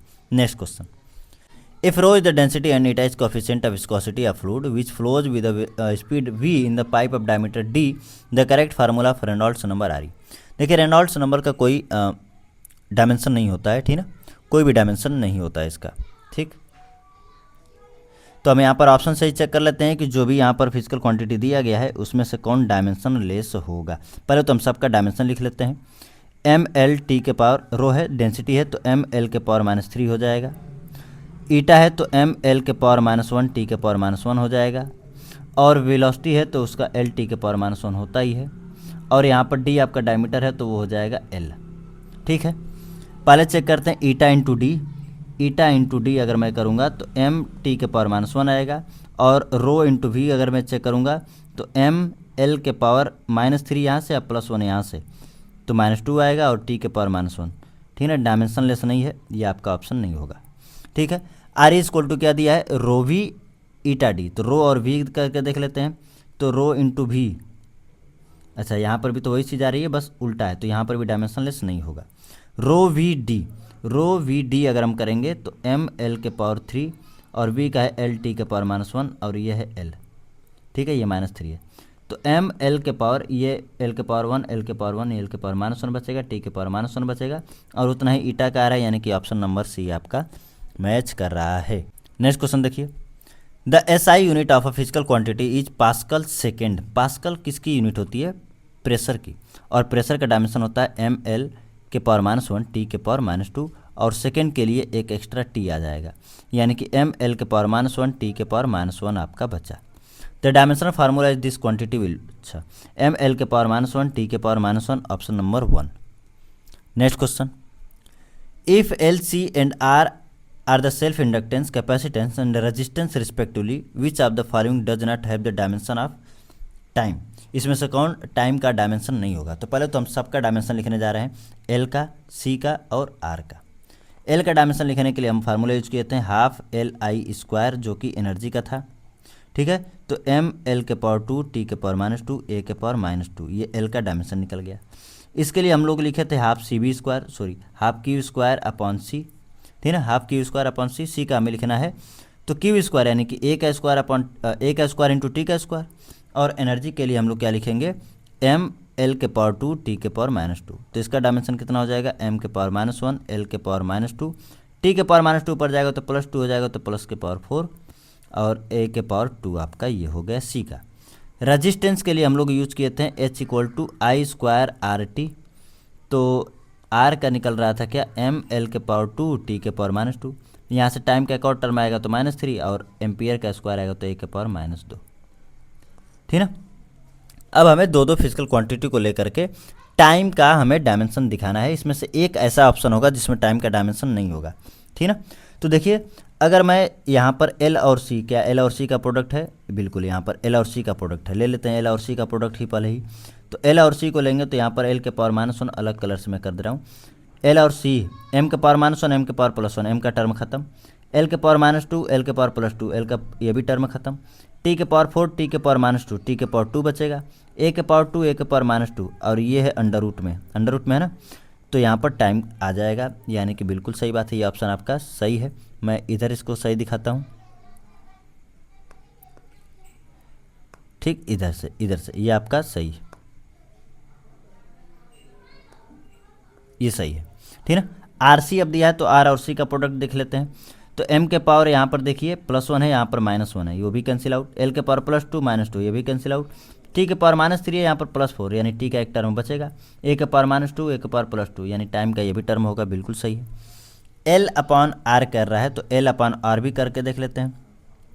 तो अपॉन आर करेंगे तो एम से एम कैंसिल, ठीक ना, अपॉन करेंगे ना तो देखिए एम एल के पावर 2 टी के पावर -2 ए के पावर -2 और यहाँ पर भी एम एल के पावर 2 टी के पावर -3 और ए के पावर -2, एम से एम कैंसिल, एल के पावर 2 से 2 कैंसिल, -2 से -2 ये कैंसिल, -3 ऊपर जाएगा तो यहाँ पर टी बचेगा और यह भी आपका ऑप्शन सही है, यानी बच गया एल अपॉन सी। वैसे भी अगर एल इंटू सी अगर टाइम का डायमेंशन है तो एल अपॉन सी तो होगा नहीं, रॉन्ग हो जाएगा आपका, ठीक है।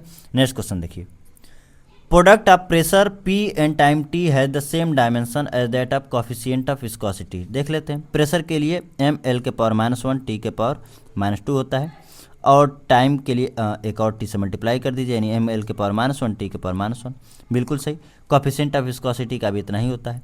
Reason, coefficient of viscosity equal to force upon velocity gradient, force upon velocity gradient यानी delta V into delta T हो जाएगा ये, ठीक ना, सॉरी डेल्टा एक्स हो जाएगा, डेल्टा टी नहीं, ग्रेडियंट है तो डेल्टा एक्स यहाँ पर जुड़ जाएगा एक एक्स्ट्रा टर्म, ठीक। ये coefficient of viscosity equal to होता है। तो देख लेते हैं कि ईटा का डायमेंशन इतना आ रहा है कि नहीं आ रहा है। इसका डायमेंशन होगा एम एल के पावर -1 टी के पावर -2, सॉरी -1, ठीक है। और यहाँ पर फोर्स का एम एल टी के पावर -2 और यहाँ से एक एल एक्स्ट्रा आएगा और यहाँ से एल टी के पावर -1, ठीक ना। एक एल से एक एल कैंसिल, तो बच क्या रहा है एम एल के पावर +1 और यहाँ से टी के पावर -1। क्या दोनों का सेम है डायमेंशन? बिल्कुल नहीं। तो ये आपका रीजन जो है करेक्ट है, सॉरी फॉल्स है, और असर्शन आपका करेक्ट है, यानी कि option number C. Next question, velocity v and acceleration a into system of units 1 and 2 are related as v2 is equal to n upon m square v1 and a2 is equal to a1 upon mn respectively. Here m and n are constant. The relation of for distance and time into system respectively are, ठीक है। देखिए यहाँ पर velocity v1 से v2 हो रही है और यहाँ पर a1 से a2 हो रही है, तो ये n और m में कुछ रिलेशन मिल रहा है आपको। हमें अब लेंथ के लिए और टाइम के लिए रिलेशन फाइंड करना है एन और एम के फॉर्म में, जैसा कि आपको नीचे ऑप्शन में दिया गया है, ठीक ना। देखिए अगर वेलोसिटी इक्वल टू लिखूँ तो ऊपर डिस्प्लेसमेंट आता है जो लेंथ का टर्म है और नीचे टाइम है। अगर एक्सेलरेशन इक्वल टू बात करें तो ऊपर लेंथ का टर्म और नीचे टाइम का स्क्वायर आएगा, ठीक है, टाइम का ही स्क्वायर आएगा। हम इसको फंडामेंटल क्वांटिटी में यानी वेलोसिटी को भी और एक्सेलरेशन को भी फंडामेंटल क्वांटिटी में हमने शो कर लिया, ठीक ना। तो अगर मैं यहाँ से लेंथ का अगर मैं निकालूँ फार्मूला किसके फॉर्म में, वेलोसिटी और एक्सेलरेशन के फॉर्म में, तो वो आएगा v² के बराबर। किसके बराबर आएगा? v² के। देखिए यहाँ से v² की अगर वैल्यू मैं निकालूँ तो लेंथ का स्क्वायर अपॉन टाइम का स्क्वायर आएगा, लेंथ का स्क्वायर अपॉन टाइम का स्क्वायर। अब मैं इन दोनों को अगर डिवाइड कर दूँ a की वैल्यू से और यहाँ पर l अपॉन t² से, तो t² कैंसिल, बच गया क्या आपका एक एल से एक एल कैंसिल, तो l इक्वल टू आपको मिल रहा है v²/a, ठीक ना। अब आप ये लेंथ इक्वल टू निकालनी है v²/a, यहीं से हम सॉल्व करते हैं। L1 की वैल्यू चेंज होकर के L1/L2 हो गई, ठीक है ना। L1 की वैल्यू चेंज होकर के L2 हो गई, तो उसको हम रेशियो में कन्वर्ट करेंगे तो L1/L2। इसी तरह से v1 की वैल्यू v2 के बराबर हो, मतलब v2 हो जाएगी, तो v1² v2 का स्क्वायर। A1 चेंज होकर के A2 में कन्वर्ट होगा तो A2/A1 आएगा। देखिए L प्रोपोर्शनल है v² को, तो v1/v² में चेंज होगा, और इन्वर्सिल प्रोपोर्शनल है a के, तो A2/A1 में चेंज होगा। अब आप यहाँ से वैल्यू उठा कर रखिए, कहाँ से? यहाँ से v1/v2। अगर मैं v1/v2 की वैल्यू देखूँ तो कितना आएगा? m² आएगा। ये v2 इधर आएगा और m² ऊपर और नीचे n, और उसका स्क्वायर करेंगे तो m के पावर 4 और n का स्क्वायर हो जाएगा। A2/A1 निकालेंगे तो 1/mn हो जाएगा, तो एक m से एक m तो कैंसिल, यानी ऊपर बच रहा है m का क्यूब और यहाँ पर n का क्यूब। तो m का क्यूब अपॉन n का क्यूब किस में है? एक ही ऑप्शन मिल रहा है आपका, ऑप्शन नंबर ए में, ठीक है। अब टाइम का भी इसी तरह से आप रिलेशन फाइंड कर सकते हैं। आइए नेक्स्ट क्वेश्चन देखते हैं। इन वंडर वाल equation p + a/v² v - b = RT। यहाँ पर p प्रेशर है, v वॉल्यूम है, r यूनिवर्सल गैस कांस्टेंट है, t टेम्परेचर है। द रेशियो ऑफ a/b, ये क्वेश्चन आपका हो चुका है, ठीक है, ये क्वेश्चन आपका हो चुका है already done. If E L M and g denote the quantities as energy, angular momentum, mass and constant of gravitation respectively, then the dimension of p। अच्छा p कोई फिजिकल क्वांटिटी है और यहाँ पर रिलेशन दिया है, एनर्जी दिया है, तो एनर्जी का होता है m l t के पावर -2 और l के पावर भी 2 होता है, ठीक है। l है आपका एंगुलर मोमेंटम, तो एंगुलर मोमेंटम का क्या होता है? mvr m l t के पावर -1 और एक और l से आ जाएगा, यानी m l के पावर 2 t के पावर -1 के पावर कितना दिया है? 2। मास है तो मास के पावर -5 लिख लेते हैं। ग्रेविटेशनल कांस्टेंट का होता है m के पावर -1 l के पावर 3 t के पावर -2 और यहाँ पर उसका भी -2 दिया है। पावर को इकट्ठा करिए, m के पावर 1 यहाँ से दिख रहा है, 2 1 2 यहाँ से दिख रहा है, -5 ये, और यहाँ पर -2 का -1 में तो +2 यहाँ से भी, l के पावर 2 यहाँ से, और 2 2 2 4 यहाँ से, l यहाँ से देखिए -2 और ये +3 6 हो जाएगा -6। t के पावर देखिए, t के पावर -2 यहाँ से मिल रहा है, t के पावर -2 यहाँ से भी मिल रहा है, और यहाँ पर t है नहीं, और 2 2 4 यहाँ से +4 मिल रहा है, यानी कि जो p का डायमेंशन m के पावर 0, l के पावर 0 और t के पावर 0 आपका मिल रहा है। Next question, magnetic induction, magnetic flux, magnetic permeability, magnetisation, ठीक है ना। ये आपका पूरा मैग्नेटिज्म की फिजिकल क्वांटिटीज़ दिया है, उसका हमें बताना है क्या, डायमेंशनल फार्मूला, ठीक है। तो मैग्नेटिक इंडक्शन जो होता है वो कुछ और नहीं, मैग्नेटिक फील्ड ही होता है। और एफ इक्वल टू फार्मूला हम एक जानते हैं आई बी एल, ठीक है ना। F equal to I B L होता है, दरअसल I B L sine theta होता है, लेकिन साइन थीटा का कोई डायमेंशन होता नहीं है। तो बी का डायमेंशन कितना हो जाएगा, एम एल टी के पावर -2, और यहाँ से आई के लिए ए और यहाँ से लेंथ के लिए एक एल, एल से एल कैंसिल, तो कितना हो जाएगा, एम टी के पावर -2 और ए के पावर -1। तो एम टी के पावर -2 एल के पावर -1, देखते हैं ऑप्शन में कौन सा है, ऑप्शन नंबर 3। तो ए का 3 देखना है, ये भी नहीं होगा, ये भी नहीं होगा, इन दोनों में से हो सकता है कोई भी, ठीक है। आगे देखिए, magnetic flux phi equal to होता है बी ए, तो बी का तो हम निकाल चुके हैं, एम टी के पावर -2 ए के पावर -1, और एरिया जो होती है एरिया का होता है एल के पावर 2, यानी एम एल के पावर 2 टी के पावर -2 ए के पावर -1, ठीक ना। तो एम एल के पावर 2 टी के पावर -2 ए के पावर -1, यानी कि बी का आपका हो जाएगा 1, ऑप्शन नंबर बी, ठीक है ना। मैग्नेटिक परमेबिलिटी क्या होती है, मैग्नेटिक परमेबिलिटी म्यू नॉट होता है, इसका भी आप निकाल सकते हैं, कैसे निकाल सकते हैं, U इक्वल टू होता है half B square upon mu naught, आप यहाँ से निकाल सकते हैं क्योंकि आपको बी का डायमेंशन पता है, इसलिए आप यहाँ से भी निकाल सकते हैं। तो mu naught equal to energy density है ये, B square upon energy density, ठीक ना, ये यू है, यू एनर्जी डेंसिटी है यू, ठीक ना। आप इससे भी सॉल्व कर सकते हैं। मैग्नेटाइजेशन, मैग्नेटाइजेशन का हम यूनिट बता दे रहे हैं, एम्पियर पर मीटर होता है, ठीक ना, एम्पियर पर मीटर होता है, डायरेक्ट आप उसका लिख सकते हैं। आइए नेक्स्ट क्वेश्चन देखिए, विच of the following is not a dimension less quantity, कौन डायमेंशन लेस क्वांटिटी नहीं है। पावर फैक्टर आपका होता है कॉस फाई, ठीक है, ये डायमेंशन लेस क्वांटिटी है, कॉस फाई का कोई भी यूनिट नहीं होगा, ठीक। परमिबिलिटी या फ्री स्पेस, म्यू नॉट अभी हमने पढ़ा, म्यू नॉट का डायमेंशन होता है, ठीक है ना, ये आपका डायमेंशन लेस क्वांटिटी नहीं है, ऑप्शन आपका यही हो गया। क्वालिटी फैक्टर भी आपका डायमेंशन लेस क्वांटिटी है। Relative magnetic permeability, relative magnetic permeability क्या होता है,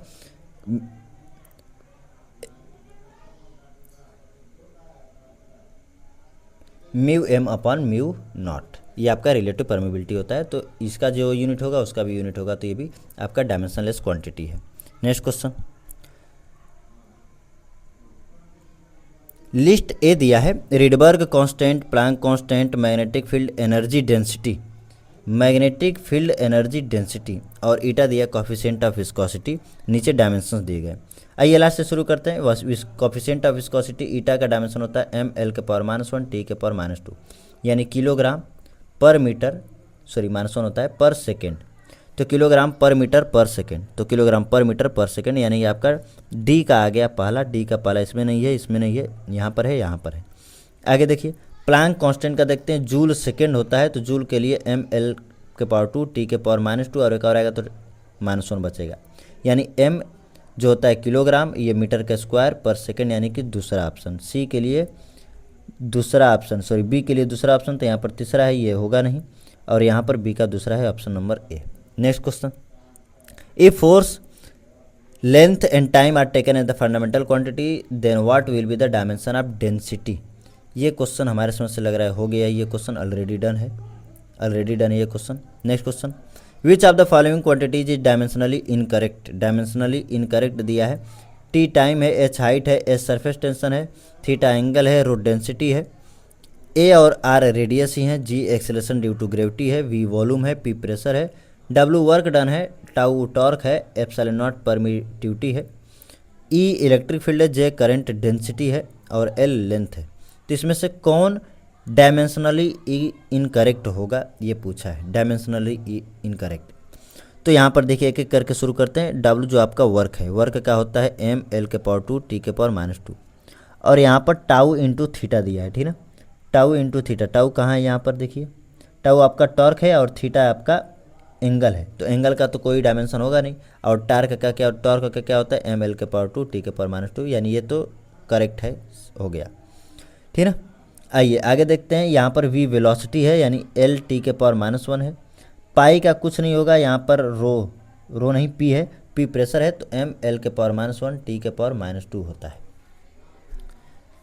फिर आगे क्या दिया है, a के पावर 4, यानी कि लेंथ ही है, ये रेडियस है तो लेंथ ही होगा, तो l के पावर 4 भी हम मल्टीप्लाई कर दिए अपॉन में 8 ईटा l, 8 का होगा नहीं, ईटा का m l के पावर -1 टी के पावर -1, और लेंथ के लिए l हो जाएगा, ये -l ये +l कैंसिल, एम से एम कैंसिल, टी के पावर -1 ऊपर जाएगा तो +1, अच्छा -1 से भी कैंसिल कर दीजिए।